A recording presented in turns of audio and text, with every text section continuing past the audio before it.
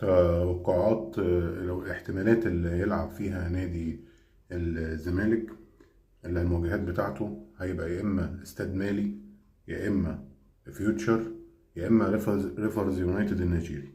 حد من الثلاثه دول الزمالك هيلعب معاهم في دور الثمانيه في الكونفدراليه، وهيبقى الذهاب بره والعوده في مصر.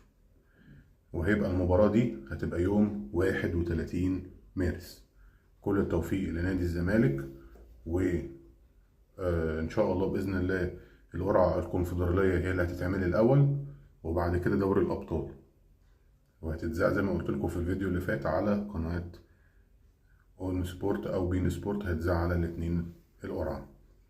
كل التوفيق للأندية المصرية، سواء طبعا أنا شخصيا أتمنى فيوتشر عشان الزمالك ما يسافرش بره مصر ويفضل في جوه نفس الأجواء.